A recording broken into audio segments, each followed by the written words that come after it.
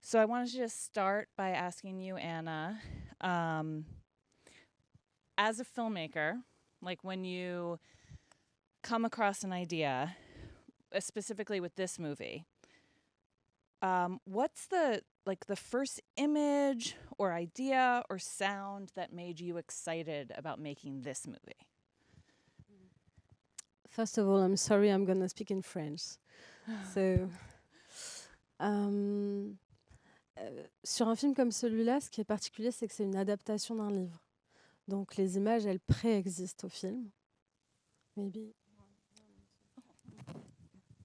C'est comme vous voulez. Vous pouvez Vas-y, on va faire comme ça. Ouais. Absolument. Donc. Sorry. Okay. Well, first of all, about this film, the most important thing that is actually an adaptation of a book, meaning the images already pre-existed to the film.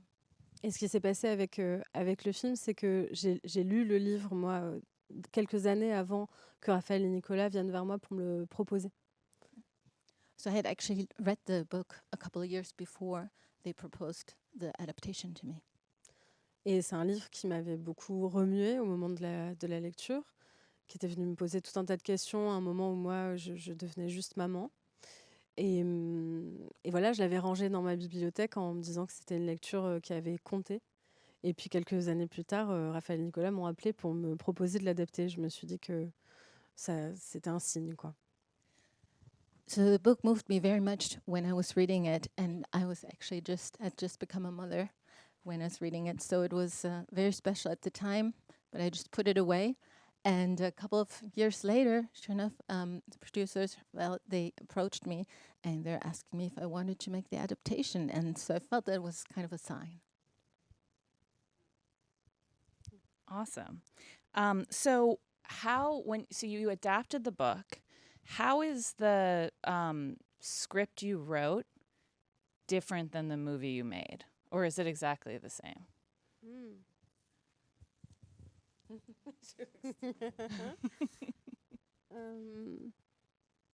It's pretty close. Mon travail au scénario est toujours assez proche de ce que j'essaye de trouver sur le plateau. C'est pas un lieu où je cherche particulièrement l'improvisation, par exemple, dans mon travail. So it's actually very close to the book, and that's actually something that I'm looking for to bring to the film, as something that I've already found in the book. Après, ce qui vient modifier, nourrir, et en fait, c'est le travail avec Vicky. C'est-à-dire qu'à un moment, ce personnage prend corps, existe dans notre travail, dans notre collaboration. So the exploration actually starts when I start working with the actor, with Vicky. That's when I'm starting to develop and get deeper and grow the part and the film as we're working together. Et je pense que c'est d'ailleurs ce qui est intéressant dans le fait de... Moi, c'est mon deuxième long métrage et j'ai travaillé sur un premier qui était déjà un portrait de femme, de très jeune femme. Mais ce qui m'intéresse, c'est justement de faire en sorte que le personnage prenne vie, prenne corps dans cet échange et dans ce dialogue autour de qui ce personnage va être. Même si, dans notre cas, c'était un dialogue c'était un dialogue sans mots. Et on se l'est souvent dit, d'ailleurs. So this is my second feature film, and the first one was actually also already a portrayal of a very young woman. And so I had that experience that this really gets fleshed out and explored in the dialogue that we had together. But the dialogue here was actually somewhat of a dialogue without words. Mm-hmm. Vicky, a question for you. What in yourself made you know that you could play this part? I don't know.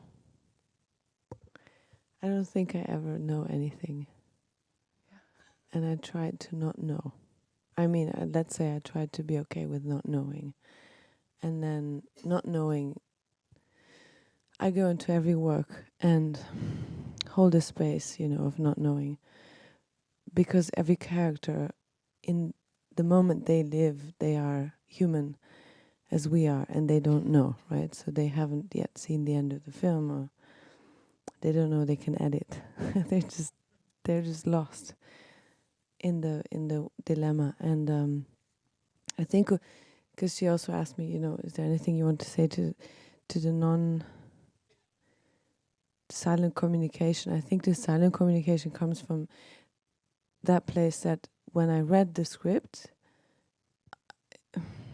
I felt it. Yeah. I just felt it, and probably because I'm a woman, and probably because I'm a mother, and I haven't, lived what she has lived, thankfully, but I have lived it still, in many ways, in different variations. As a mother working, trying to do a job that is not necessarily, well paid, where you could say, oh, this is because you're doing it, because you're, en français on say cocher une case, because it's like Checking a box. checking the box, of like making a lot of money, that is checking a box, of having a house is checking a box, having a car, having a husband, having a dog, whatever. And I don't really check boxes really well, but I really believe in what I do. And as a woman, I found that to be very hard to do without being judged. Because who are you as a woman to choose your art as actual art and not as something to be rich over baking a cake or cooking food every day? I love baking cakes, by the way. But, so I did feel that in my life, in certain variations. And so I think this is why when I read it, it was just very clear. And ever since it was clear, and we didn't have to really talk about it.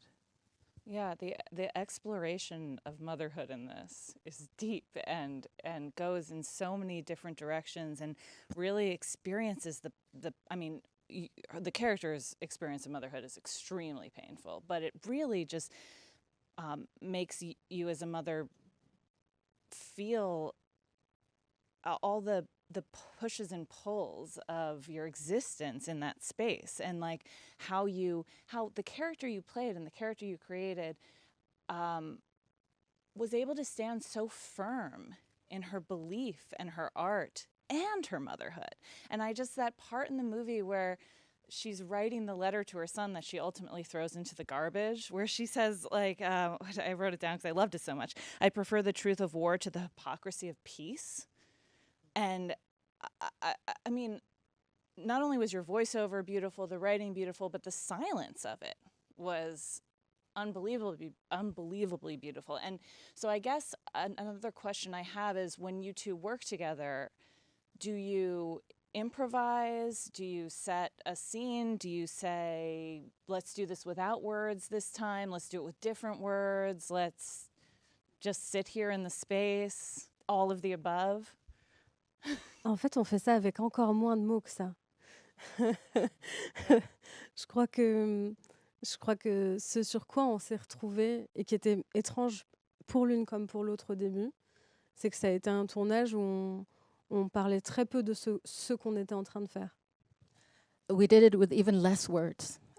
It was really a shoot where we basically did not express ourselves in words. Je crois que ce qu'on cherchait à faire, c'était à être précis. Je pense qu'on a traversé beaucoup de scènes dans cette idée-là, d'aller trouver précisément là où on avait envie de mettre les curseurs. Moi, je savais que pour traverser le film, il allait falloir avoir des curseurs très précis à l'endroit de l'émotion, parce que c'est précisément ce pourquoi le personnage m'a plu. C'est que c'est un personnage qui, dans ses émotions, a une forme d'immense pudeur. Et je cherchais cet équilibre qui permette au spectateur d'être touché par elle, et à la fois de rester dans cette forme de pudeur et de mélange de force et de fragilité à la fois.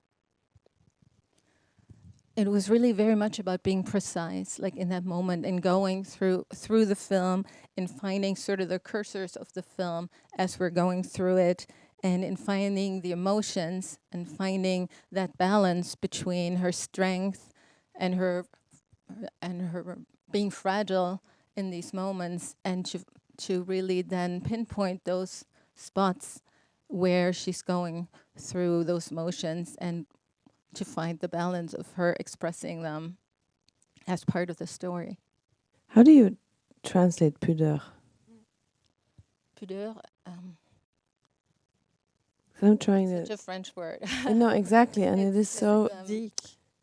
because that's the surprising part about that character, actually. And I wish I could have the perfect word. I don't know if there is a perfect word.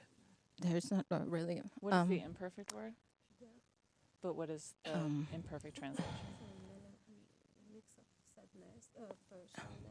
Shyness, yeah. Yeah, and maybe it's Yeah. timidity. Maybe that's again actually Yeah. also another French word. So it's her. The character was so contained. Like, Yeah. I mean, I was imagining myself in the character's situation, and I'm breaking windows, I'm screaming, Yeah, I'm exactly. punching my husband, I'm telling my son that my husband's an asshole. Like, That's the American version of that yeah, film. I'm just like losing it, and I'm just watching your character hold it all inside of her. And then, I went on a tangent looking at Constance Debre, and she holds it inside so much, but releases it at very strategic moments. And that choice that you both made, was a very impactful choice, because the suspense is unbelievable. So in something that's like not necessarily structured like a typical like suspense, like you didn't take the book and turn it into a Hollywood movie, right? Like you took the book and you followed Thank God. you followed the river of the book, and you let the book be a movie, which is a more meandering experience, is a more feeling experience than like the suspense of the normal 3-act structure, whatever. But that, like, the suspense was in the containment of the emotion, like in just waiting to see like how this character is going to express herself or get through this trauma that she's living daily. Yeah, but I think that's what pudeur also. She's all of that, but she's removed of the ego, the usual ego that will come in and say, this has been done to me, and now I will, look at me, what's happened to me. She's not doing that, actually, because she's actually being humble and being angry at the same time. But that's what is so beautiful. confident in her choice. Mais je crois que ce qui m'intéressait précisément en montrant ce personnage de femme, c'était de raconter l'opposé, de vouloir casser des vitres, de crier, de pleurer. Moi, j'ai l'impression qu'autour de moi, les femmes sont souvent beaucoup plus fortes et contenues que ça. Mais le cinéma, et le cinéma fabriqué par des hommes, nous a toujours montré des femmes extrêmement volubiles dans leurs sentiments, dans leurs affects. Moi, quand je regarde autour de moi, les femmes, elles fonctionnent pas si souvent comme ça. Et peut-être que si, mais ce que je veux dire, c'est qu'on n'est pas un seul modèle qu'on reproduit sans arrêt dans les larmes. Et voilà, on peut aussi être autre chose. Et ça, c'est ce pourquoi ce personnage me plaisait. That's maybe exactly what I wanted to show, is that we always think of women as being the ones, breaking the windows or breaking something or breaking out into tears, but maybe that is the kind of woman that we're seeing in the movies, that we're seeing in movies that are made by men, where we see this version of a woman. But I'm thinking, when I look around and I look at women that I know, they are not like that. They're usually very contained. They are very strong and restrained in a way. Maybe restrained is another word that we were looking for earlier. And so this was exactly maybe the vehicle to show this other version of a woman that is not the one who's just out of control all the time like we see it in the films.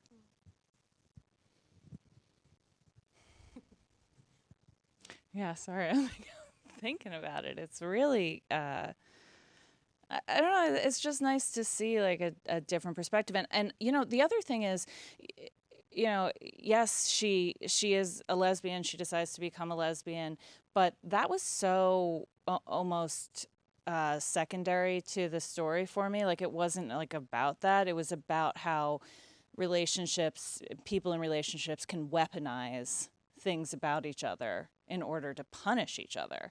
And so in that sense, it was just this very, no matter what your belief system is, it's a very universal film because it's just dealing with how humans punish each other based on who the other is. Yeah, and mainly how this world we have built, you know, this construction and theater play is what hurts us. It's not the other human being, because the other human being is only playing their part, what they think they have to play, because that's what they've been told by society, you know, and we've all been told, this is your spot. You take this role, you take that role, and now you go. But this is all you do. You don't do the other. We're not allowed to break out of that capitalistic, structured, you build on top, and then you get more money, and then you get more famous, or the bigger car, the bigger house. And what she does, she steps out of that. Yeah. And that's what she's punished for. So that's why it's universal. It's not only her husband punishing her, it's society pointing the finger and punishing her for taking life as it is to herself and saying, I'm going to live my life the way I want to. And if I want to live my life without money, I will live it without money. If I want to be the mother I want to be, I'm the mother I want to be.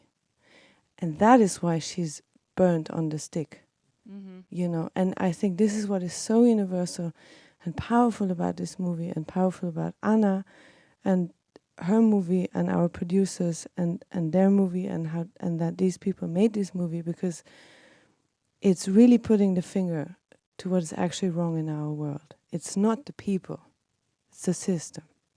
It's the boxes, Yeah. the little boxes.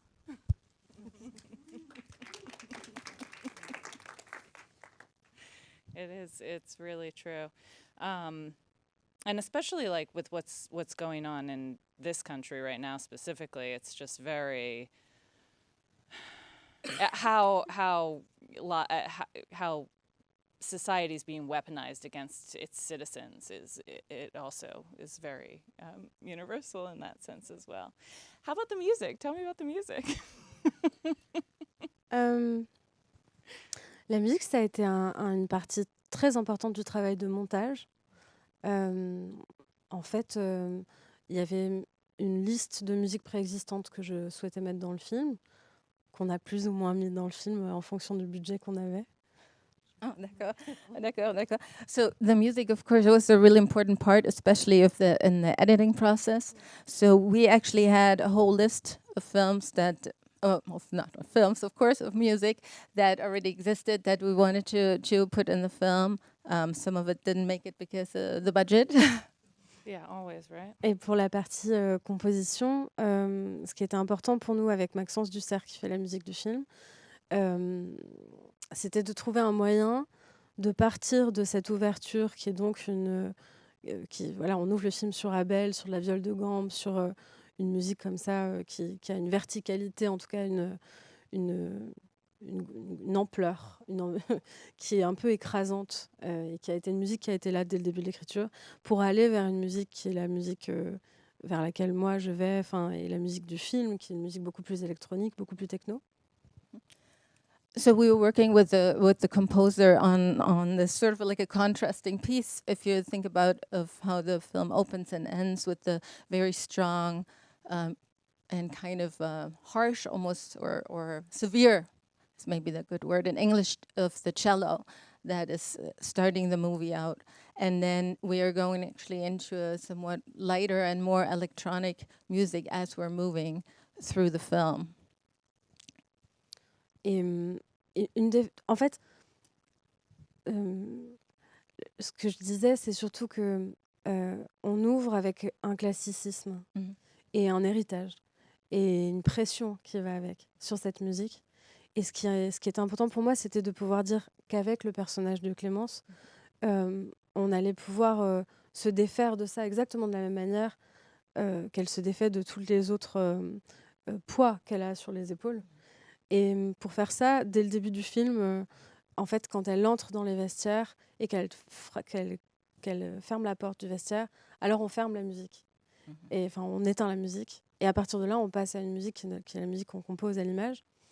Et c'était une façon de dire on va se débarrasser dès le début du film de ce poids et en tout cas de ce qu'on devrait avoir de respect vis-à-vis de ce type de musique.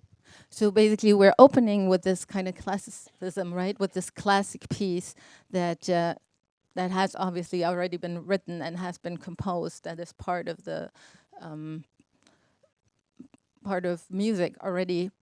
And as she is going in and she's basically closing the door of the changing room, right? We're stopping the music. So we're shedding that weight. We're shedding this pressure of this, what is classic and what is there and what is given, and she's liberating herself from it. And we're basically shutting the door on the music, we're shutting the door on that part of her.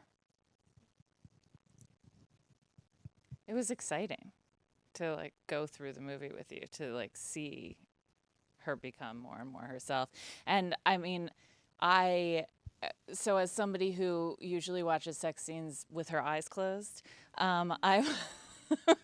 Sorry. I watched all of it and loved it. And so how did you approach those scenes? How did you guys do that together? Because they were really beautiful and mesmerizing, and I kept my eyes open. I'm happy about that. On les a approchées chacune différemment, en fonction de tes partenaires de jeu, en fonction de l'intensité qu'on cherchait dans les scènes, en fonction de tout un tas de paramètres. On a été accompagnés par une coach d'intimité. Et puis finalement, en fait, comme dans la vie, avec les différents comédiens, comédiennes avec qui on travaille, c'est jamais la même chose qui est un challenge, en fait, dans les scènes d'intimité. Donc il a fallu qu'on s'adapte, et je dis on parce que Vicky et moi, finalement, avec chacune de tes partenaires, on réadaptait ce qu'on était en train de chercher. So we actually did it differently for each scene. So depending on all those different parameters, or what partner it was, how intimate it was, what was happening at that point in the movie or in the story. So we're also working with an intimacy coach. And of course, every actor has their own way of approaching this kind of work. And so we sort of actually readapted it for each scene that we were shooting in that way. So it was based on the different actresses you were working with. Yeah. What is it like? I mean, I've never worked with an intimacy. As a director, I've never worked with one. I don't have your microphone. Intimacy coordinator. It's helpful, I guess, and good and important, because there's a reason we have them, is because things went wrong. So that's the first thing we have to say. They didn't appear out of nothing. They appeared out of, people misusing or whatever. I don't even. And now it's like adding a person that just what's brilliant about it is that it gives space to something that's very important. So the minute the intimacy coordinator comes in, it's like, now we stop everything and we take time for this. That wouldn't usually happen. Usually it's like, okay, next scene, okay, take off your clothes, boom, boom, film it, And this person just makes it a little more, it's like you before you jump into the pool, you're aware of, you put on your swimsuit and you.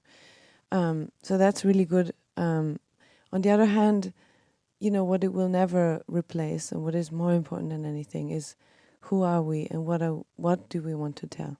What's the story we want to tell? Who's she? Who's she? Who's he? Who's he? Who's she? Who's he? Who are they? Why are we telling this? And what is the story? Right? What is the story? Is the story two people who want to have sex?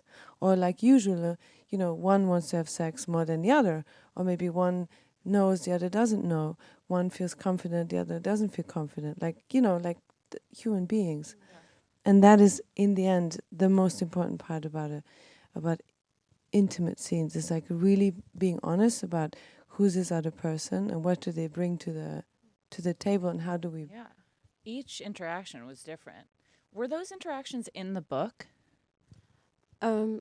Je voudrais juste ajouter quelque chose, c'est que c'est aussi, peut-être que c'est pour ça que tu les as regardés, c'est que c'est aussi des scènes qui racontent quelque chose. Et que, alors dans le livre, il y a beaucoup de scènes de sexe, beaucoup, beaucoup, beaucoup plus. Tu devrais le lire. Mais au scénario, il y en avait plus que là, et plus que dans le film. Ce qui était important pour moi, c'est que ces scènes, elles viennent raconter quelque chose de nouveau sur le personnage de Clémence et sur les personnages qu'elle rencontre.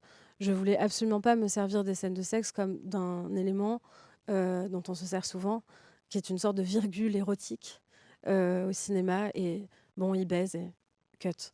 Voilà, je voulais pas ça. Je voulais que les scènes d'intimité viennent nous renseigner sur l'état du personnage, sur où elle en est dans son intimité à elle, dans ses sensations. Et je pense que c'est ça aussi qui fait qu'on peut avoir envie de les regarder. Parce qu'en fait, elles sont narratives. I think there's a reason why those were maybe sex scenes you did enjoy watching or you wanted to watch, is because each of those scenes were actually telling something about the character and about the people. It wasn't just sometimes what I think you called it like an erotic comma, that is just something that is just filling the space in a film. It was, and there's lots and lots and lots more sex scenes in the book than in the film. But each of the scenes that we had, each of these intimate scenes were really about informing us about the characters, informing us about the people, and really telling us something about their feelings, about their sensations, about who they are, and that, I think, made it different. I could talk to you ladies all night about this, but I was just told that we only have 1 minute left. So can I ask you one more question? Who was the first creative that you brought on to the project with you that really just like... Oh. Mon premier... créatif. La première personne qui a bossé avec moi sur le film. Actually, it's my DOP, which is my partner in life. So, yeah, it's something we are working really together. But also, my whole team is the team which I'm growing up, because with my first feature, it was already the same team in each post role department. So it's a good question, because I really I do feel that je parle en anglais. Ouais, non mais c'est bon. Comme vous voulez. Oh, c'est une bonne question, parce que je ressens vraiment que ce film, comme mon premier film, et que j'ai eu plusieurs chances dans ma vie, mais dans les grandes chances que j'ai, c'est que je fais des films avec des gens que j'aime énormément et avec qui j'échange beaucoup et qui me font grandir et qui participent pour de vrai au film. Voilà, c'est un peu la mode de parler de la verticalité sur un plateau, etc. Mais en fait, nous, on a fait mon premier long, c'était le premier long de toute mon équipe. Et donc, depuis, on grandit ensemble. Et ça change des choses, je pense. Enfin, en tout cas, le film est riche de tous. So yeah, I would say that, so this film, my second film, it's with the people that I made my first film with. So it's the people I love, and it's something, and people that I love having an exchange with. And then I'm actually having an exchange with, in the sense of also that they're all really taking part in the film and are invested in the film. And it's kind of a fashion to talk maybe about the verticality of a film. But it really, this was the first film that we made, was the first film for the team. And so we're growing together, and this is something that we're building together. Well, thank you. Thank you for such a beautiful film. Thank you.